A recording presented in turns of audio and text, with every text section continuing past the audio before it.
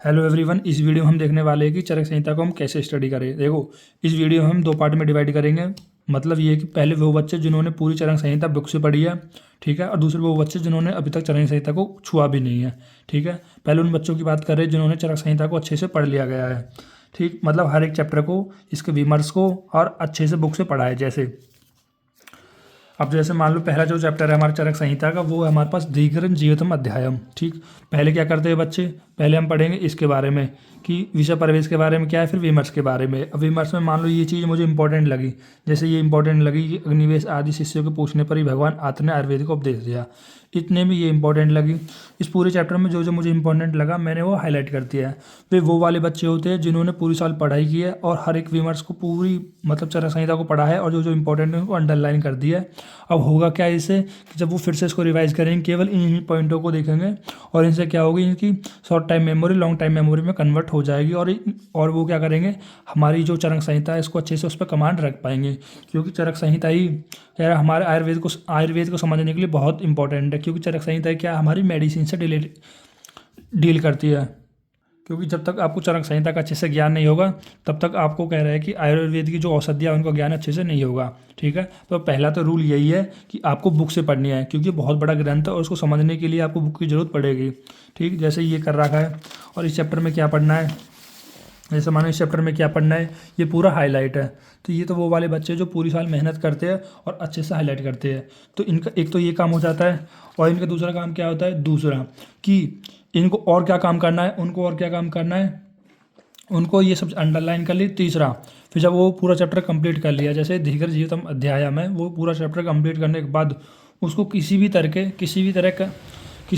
करके एक पेज पे लाने की कोशिश करना है, ठीक है। जैसे मान लो ये पूरा हमारे पास वाइट वाला पेज है, तो इसको एक पूरी तरह से कन्वर्ट करना है कि ये पूरा पेज पे आ जाए। अब इसे पूरे पेज पे करने से क्या होगा, क्योंकि जो दीर्घ जीवितम अध्याय में ये बहुत बड़ा चैप्टर है, अगर आप उसको एक पेज पे कंसाइज करोगे, जब आपके पास वो सारा कंसाइज एक पेज पे लिखा आएगा तो उससे क्या होगी, आपकी जो मेमोरी है वो लॉन्ग टाइम में कन्वर्ट होने लगेगी। तो क्या होने लगेगी, लॉन्ग टाइम में कन्वर्ट होने लगेगी। इससे आपको क्या फ़ायदा होगा, इससे आपको यह फ़ायदा होगा कि जो आप बहुत लंबे समय से, जैसे मान लो ये दीर्घ जीवितम अध्याय में ये 30-35 पेज का है इसमें, और आपको इसके 10-15 बार करोगे तब कहीं जाके होगा। जब आपने वो एक पेज पे लिख दी, आपने कंक्लूजन लिख दिया एक पेज पे, तो इससे होगा क्या कि आपको सारा चैप्टर ध्यान आने लगेगा। क्योंकि एक हिंदी तो है, ये सारे एक कहानी तो है। अब इस कहानी के लिखने के लिए कुछ पॉइंट तो आपको याद होने चाहिए ना। और वो पॉइंट कैसे याद होंगे, जब आप उन सबको एक पेज पे लिखोगे, एक पेज पे लिखने के बाद उनका फ्लो चार्ट सा बना दोगे और उसको 2-3 बार देख लोगे, तो इससे होगा क्या कि आपको पूरा चैप्टर बहुत कम टाइम में याद हो जाएगा। दूसरा काम, तीसरा काम क्या करना है कि जितने भी चैप्टर है, जो भी चैप्टर के सारे श्लोक है, मान लो इसमें तो बड़ा चैप्टर है लेकिन कम से कम 4 से 5 श्लोक इंपॉर्टेंट है, वो क्या कर लेने है, एक कॉपी बना लेनी है। मतलब एक कॉपी जिसमें पूरे बीएमएस फर्स्ट ईयर के फर्स्ट प्रॉफ के सारे श्लोक आ जाए, वो कॉपी बना लेनी है, ठीक है। जैसे मान लो 12 चैप्टर है तो 12×5 = 60 श्लोक। केवल चरक में कितने श्लोक करने, 60 श्लोक। और एक और इम्पॉर्टेंट बात बता दूं मैं, जितने भी चरक के ये श्लोक होते हैं ना कहीं आपके घूमते रहते हैं। जैसे पदार्थ विज्ञान में क्रिया शरीर में, रचना शरीर में कहीं आ जाते हैं, ठीक है। और हमारे यहाँ तक कि आयुर्वेद इतिहास में भी आ जाते हैं। तो कितना इंपॉर्टेंट है, पहला तो आपको 60 श्लोक हो गई। 60 श्लोक कितना, मान लो 4-5 पेज में लिख दिया आपने, वो काम हो गया। दूसरा, आपने एक पेज के 12 पेज हो गए, तो 12 पेज वो हो गए, 5 पेज श्लोक के हो गए, टोटल कितने पेज हो गए, 17 पेज हो गए, ठीक है। तीसरा काम आपने अंडरलाइन करने का काम कर ही रहा है, ठीक।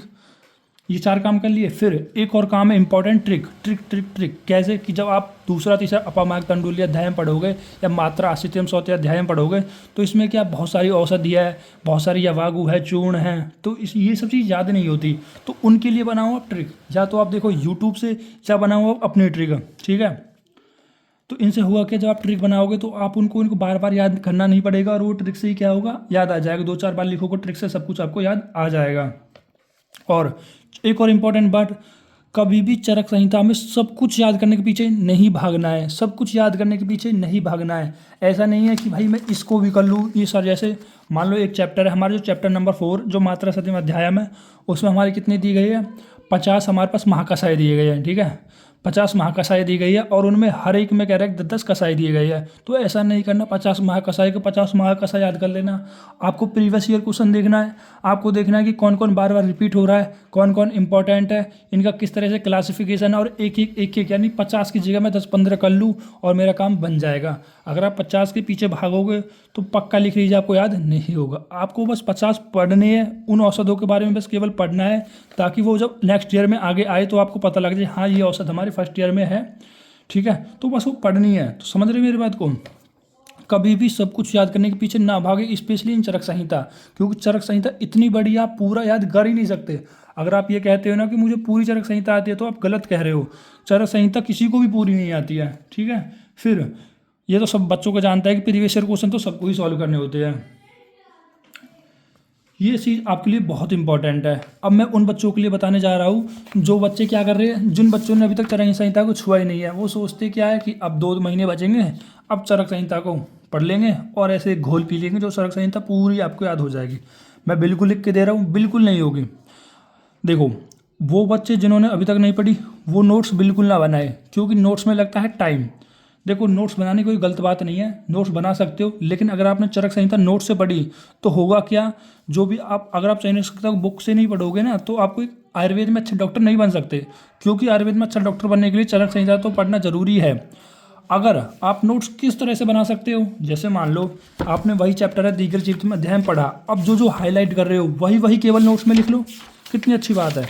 जैसे आपने ये हाईलाइट किया और वही अगर आप नोट्स में लिख लो तो इससे ज़्यादा बढ़िया क्या हो सकता है। पहले क्या लिखना है, जैसे पहले तो ये लिखना है कि कौन कौन से टॉपिक स्टडी करने हैं। जैसे आयुर्वेद का वेतन पढ़ना है, 60 पदार्थ यानी 6 पदार्थ के बारे में, किस तरह से हमारी धातु बैलेंस रहती है। द्रव्य का वर्गीकरण पढ़ना है और औषधि और उनकी चिकित्सा के बारे में पढ़ना है। तो ये 5 पॉइंट पढ़ने हैं, ठीक है।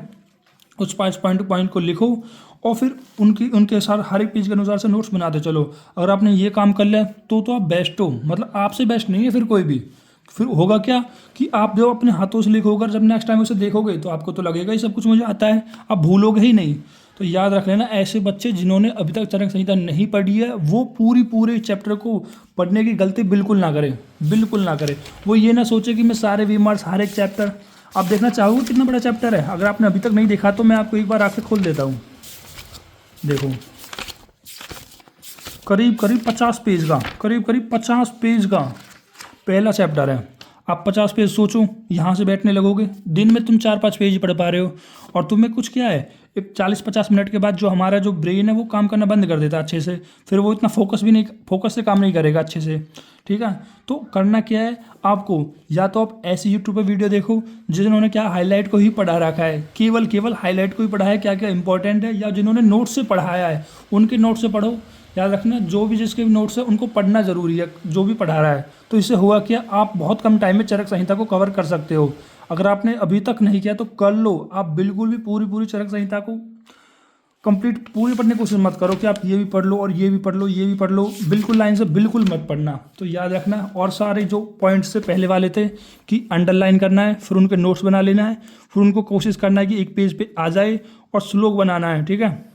श्लोक बनाना हर एक चैप्टर 4 से 5 श्लोक, अगर किसी में बने तो ठीक है, नहीं बने तो भी ठीक है। इससे होगा कि अगर आपको श्लोक भी याद नहीं आएगा ना तो आपको आयुर्वेदिक लैंग्वेज याद आ जाएगी, ठीक है। मतलब श्लोक में आयुर्वेद की लैंग्वेज उस तरह आप लिख सकते हो। फिर ट्रिक तो ज़रूर बनानी है, सब कुछ याद करने के पीछे नहीं भागना है, PY ज़रूर सॉल्व करने हैं।